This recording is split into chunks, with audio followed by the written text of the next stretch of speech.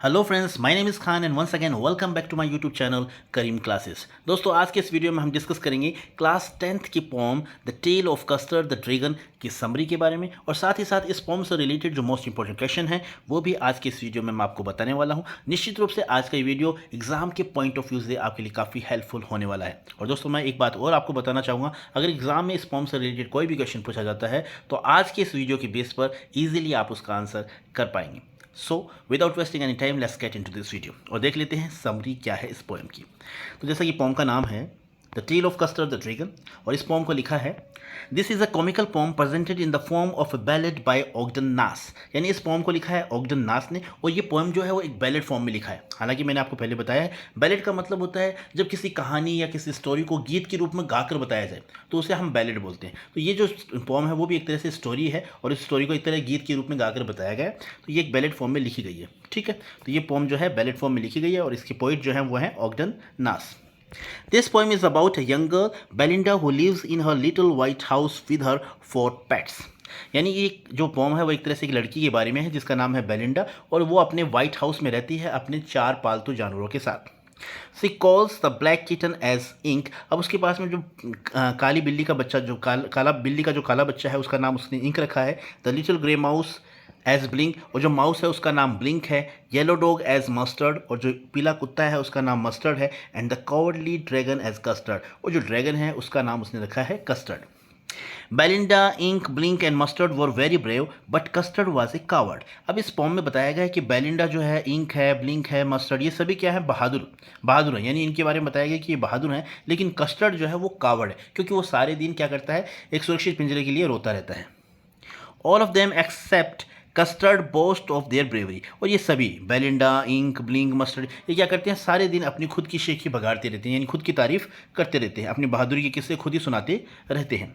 They often make fun of the dragon for his cowardice while sitting in their little red wagon, और ये सभी क्या करते हैं, ये ड्रैगन का यानी कस्टर्ड का मजाक उड़ाते रहते हैं। ये अपनी लाल रंग की गाड़ी में बैठ जाते हैं और कस्टर्ड का सारे दिन मजाक उड़ाते रहते हैं, उसे चिढ़ाते हैं कि तू बहुत कायर है, ऐसा कुछ कहते हैं उसे, और उसे चिढ़ाते रहते हैं।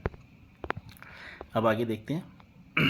अब एक दिन क्या होता है, one day a pirate breaks into the house, he has pistols in his hands. एक दिन क्या होता है, उनके घर में एक पायरेट यानी एक समुद्री डाकू है, वो उनके घर में घुस जाता है। He has pistols in his hands, और उसके दोनों हाथों में क्या है, पिस्टल है। Except Custard, everyone else run away in fear and hide themselves, but Custard faces the pirate bravely and kills him. अब क्या वहाँ पर क्या होता है, जैसे ही वो पायरेट उनके घर में घुसता है तो कस्टर्ड को छोड़कर सभी जो बाकी जितने भी जानवर होते हैं, मस्टर्ड, इंक, ब्लिंक, और सभी क्या होते हैं, वहाँ से भाग जाते हैं और अपने आप को कहीं ना कहीं छिपा लेते हैं। लेकिन कस्टर्ड जो होता है वो उस पायरेट का बहादुरी के साथ सामना करता है और उसे मार देता है। Belinda gets very happy. अब ये देखकर बेलिंडा जो होती है वो काफ़ी खुश होती है। सी हग्स हिम, वो उसे गले लगा लेती है। The other pets also dance with Joy around him. अब जो दूसरे जानवर होते हैं वो भी वहाँ पर आ जाते हैं और वो भी उसके चारों तरफ खुशी से नाचने लगते हैं। बट सडनली, लेकिन तभी अचानक क्या होता है, they start boasting of their bravery again. अब दोबारा, क्योंकि उन्हें अपनी खुद की बड़ाई करने, खुद की तारीफ करने की आदत थी, इसलिए थोड़ी देर बाद में वो सभी जानवर, मस्टर्ड, इंक, ब्लिंक, सभी क्या करते हैं, खुद अपनी तारीफ दोबारा करने लगते हैं। Then Custard says to them, बाद में कस्टर्ड उनको कहता है, यानी कस्टर्ड जो ड्रैगन है वो उनको कहता है, yes I am agree with you, you all are more braver than me. वो कहता है ठीक है, अभी मैं आपसे सहमत हूँ, आप सभी मुझसे ज़्यादा ताकतवर हैं। यानी जब वो बाकी ये मस्टर्ड, इंक और ब्लिंक वो सभी अपनी खुद की तारीफ करने लगते हैं तो फिर कस्टर्ड उन्हें कहता है कि ठीक है, मैं आपकी बात से सहमत हूँ, आप सभी मुझसे ज़्यादा ताकतवर हैं। ये बात उनको वो कहता है। थस इस प्रकार the poem gives a short and straight message that even a submissive person can prove to be the bravest in the toughest situation of life. अब ये पोम जो है, इस पोम के माध्यम से कवि कहना चाहता है, पोइट कहना चाहता है कि मैसेज देती है कि अगर एक शांत आदमी जो है, दब्बू किस्म का आदमी है, वो भी कई बार क्या होता है, मुश्किल परिस्थितियों में एक बहादुरी का सबूत दे सकता है। यानी हमें किसी को सिर्फ उसे पॉइंट कह रहा है कि the poem highlights that everyone has his own qualities, own unique qualities, and we should not जज the book only by its cover. यानी पॉइंट एक तरह से कह रहा है, ये पोएम जो एक तरह से इंडिकेट कर रही है कि हर इंसान जो होता है, हर इंसान में कुछ ना कुछ अपनी क्वालिटीज़ होती हैं, कुछ ना कुछ अपने अलग अनोखे गुण होते हैं, और हमें किसी को भी उसके, यानी वी शुड नॉट जज the book only by its cover, हमें किसी भी किताब को जस्ट उसके कवर से जज नहीं करना चाहिए। यानी किसी को सिर्फ देख कर उसके बारे में अनुमान नहीं लगाना चाहिए कि वो कैसा है, यानी हर इंसान में एक तरह से पोइम भी इंडिकेट कर रही है, पोइम बता रही है कि हर इंसान में अपनी कुछ ना कुछ क्वालिटीज़ होती हैं, सब में खूबियाँ भी होती हैं और अवगुण भी होते हैं, गुण भी होते हैं, तो हर इंसान में अपने गुण होते हैं, तो किसी भी इंसान को अंडर एस्टिमेट नहीं करना चाहिए। इस तरीके से पोइम ये मैसेज देना इस पोइम के माध्यम से कवि ये मैसेज देना चाहता है। The poem also teaches us to beware of fair weather friends, और पोएम एक तरह से पाठ भी पढ़ाती है, एक मैसेज भी देती है कि हमें फेयर वेदर फ्रेंड्स यानी जो सुख के साथी होते हैं, जो अच्छे दिनों के साथी हैं, उनसे भी बचकर रहना चाहिए, उनसे भी सावधान रहना चाहिए, क्योंकि वो सुख में तो साथ रहते हैं और थोड़ी सी तकलीफ आने में, थोड़ी सी परेशानी आने पर वो क्या करते हैं, वहाँ से भाग जाते हैं। ठीक है, तो ये थी आज की इस पोएम की समरी। अब देख लेते हैं इस पोएम से रिलेटेड जो मोस्ट इंपॉर्टेंट क्वेश्चन है उनके बारे में। तो इस पोएम से रिलेटेड जो क्वेश्चन है वो है, who are the characters in this poem, list them with their pet names. तो इंपॉर्टेंट क्वेश्चन है, कई बार स्टूडेंट्स जो होते हैं वो कंफ्यूज हो जाते हैं कि किसका क्या नाम था, तो इंपॉर्टेंट क्वेश्चन है, इसे आप याद ही कर लें तो वो बेहतर होगा। Who are the characters in this poem, यानी कैरेक्टर कौन कौन है, उनकी लिस्ट बनानी है, उनकी पेट नेम्स क्या क्या है। तो 1 girl and 4 animals are the characters in this poem. तो एक तो लड़की है इस पोएम में और 4 जानवर हैं। कौन कौन से? बेलिंडा जो कि लड़की है, कस्टर्ड जो कि ड्रैगन का नाम है, इंक किटन का नाम है, ब्लिंक माउस का नाम है और मस्टर्ड जो है वो एक कुत्ते का नाम है। तो ये इनके नाम है, पेट नेम भी है। तो इस तरीके से आप इस क्वेश्चन को याद कर लीजिएगा। अब बात कर लेते हैं सेकेंड क्वेश्चन की। सेकेंड क्वेश्चन हमारा ये रहा, why did custard cry for a nice safe cage, why is the dragon called cowardy dragon. अब वो कस्टर्ड जो वो सारे दिन एक सुरक्षित पिंजरे के लिए क्यों रोता रहता है, why is the dragon called cowardy dragon, और ड्रैगन को कायर क्यों कहा जाता है। तो इसका आंसर हो जाएगा, Custard cried for a nice safe cage because he thought that the house in which they lived was unsafe. अब वो कस्टर्ड जो था वो सारे दिन सुरक्षित पिंजरे के लिए रोता रहता था, क्योंकि वो ऐसा सोचता था कि ये जो घर है, जिस घर में वो रह रहे हैं, वो असुरक्षित है।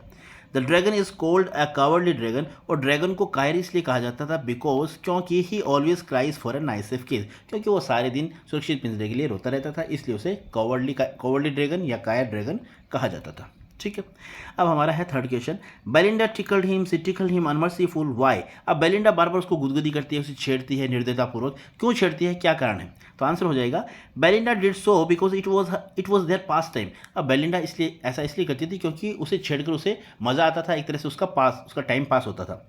दे all sat laughing in the little red dragon but the dragon used to cry for a nice safe cage. अब वो सभी क्या, यानी ऑल का मतलब है यहाँ पर बेलिंडा, इंक, ब्लिंक, मस्टर्ड, वो जितने भी हैं वो सब अपनी गाड़ी में बैठ जाते थे रेड कलर की में और उसे छेड़ते थे। सो बेलिंडा टिकल्ड द ड्रैगन अनमर्सीफुल, क्योंकि वो जो ड्रैगन था वो सारे दिन सुरक्षित पिंजरे के लिए रोता रहता था, इसलिए उसे छेड़ते थे, इसलिए बेलिंडा टिकल्ड द ड्रैगन अनमर्सीफुल। और बेलिंडा जो थी वो उसके साथ, उसकी जो ड्रैगन था उसको ड्रैगन के साथ मजाक करती थी, उसे गुदगुदी करती थी। तो इस तरीके से ये इसका आंसर हो जाएगा। अब बात कर लेते हैं नेक्स्ट क्वेश्चन की। हमारा नेक्स्ट क्वेश्चन है, how is custard the dragon described in the poem. यानी कस्टर्ड को इस कविता में किस तरीके से डिस्क्राइब किया गया है, यानी ड्रैगन को किस तरीके से डिस्क्राइब किया गया है। तो इसका आंसर हो जाएगा, custard the dragon had big sharp teeth, spikes on the top, scales underneath. यानी कस्टर्ड जो ड्रैगन है जिसका नाम कस्टर्ड है, उसके बड़े बड़े दांत हैं, तीखे दांत हैं, स्पाइक्स ऑन द टॉप और उसके ऊपर कांटे हैं, स्केल्स अंडरनीथ और उसकी जो नीचे की त्वचा वो काफ़ी कठोर है। His mouth is like a fire place, और उसका मुंह जो है वो अंगीठी की तरह है। नोज लाइक ए चिमनी, उसकी नाक जो चिमनी की तरह है। And daggers on his toes, और उसके पैर के जो नाखून हैं वो एकदम शार्प नाइफ की तरह, यानी एक छुरे की तरह, चाकू की तरह हैं।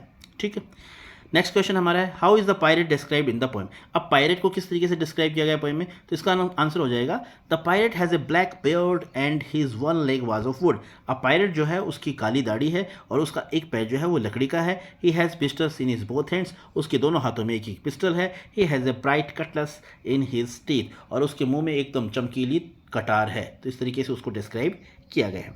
अब देख लेते हैं लास्ट क्वेश्चन, ये रहा, What is the theme of the poem and what message does the poet want to give through this poem? अब इस कविता की थीम क्या है, क्या मैसेज इस कविता के माध्यम से पोइट देना चाहता है। तो आंसर हो जाएगा, the poem gives a short and straight message that even a submissive person can prove to be the bravest in the toughest situation of life. ये जो पोएम है, ये जो कविता है, ये मैसेज देना चाहती है कि एक साधारण मनुष्य भी, एक दब्बू किस्म का मनुष्य भी कई बार मुश्किल परिस्थितियों में बहादुरी की मिसाल पैदा करता है, बहादुरी की मिसाल कायम कर सकता है, यानी अपनी बहादुरी साबित कर सकता है। The poem highlights that everyone has his own unique qualities and we should not जज the book only by its cover. और ये पोएम एक तरह से इंगित करती है कि हर इंसान में अपने कुछ ना कुछ यूनिक गुण होते हैं, क्वालिटीज़ होती हैं, और हमें किसी को जज नहीं करना चाहिए। यानी बुक हमें किताब को उसके कवर से जज नहीं करना चाहिए। यानी हमें किसी को सिर्फ देख कर उसके गुण अवगुण को नहीं, उसके गुणों के बारे में नहीं जानना चाहिए, बल्कि इंसान में अलग यूनिक क्वालिटीज़ होती हैं। तो इंसान को सिर्फ उसे देखकर उसके बारे में अनुमान लगाना गलत है। The poem also teaches us to beware of fair weather friends. और एक तरह से पोएम जो एक मैसेज भी देते हैं कि हमेशा जो फेयर वेदर फ्रेंड्स हैं, यानी जो सुख के साथी हैं, उनसे भी हमेशा सावधान रहना चाहिए, क्योंकि ये लोग ऐसे होते हैं, सुख के समय तो साथ होते हैं और थोड़ी सी तकलीफ होने पर वहाँ से भाग जाते हैं। तो ऐसे दोस्तों के साथ भी हमें हमेशा सावधान रहना चाहिए। तो ये था आज का वीडियो, जिसमें जो इंपॉर्टेंट क्वेश्चन है वो मैंने आपके साथ शेयर किए हैं, और इसकी जो समरी है इस पोएम की, हालांकि पोएम काफ़ी बड़ी है, लेकिन इसकी समरी को काफ़ी आसान भाषा में और छोटे रूप में मैंने आपको समझाने का प्रयास किया है। मुझे उम्मीद है आपको ये वीडियो पसंद आया होगा। और दोस्तों, अगर आपको ये वीडियो पसंद आया तो प्लीज़ इसे लाइक कीजिएगा, अपने दोस्तों के साथ शेयर करिएगा, और अगर आपने अभी तक मेरे चैनल को सब्सक्राइब नहीं किया है तो please please please subscribe my channel and press the bell icon as well, so that you may get notification whenever I upload any new video. And once again, thank you so much for watching this video till the very end. See you soon in next video. Till then, take care of yourself, keep watching, keep growing, keep smiling, keep learning. So once again, thank you, have a nice day.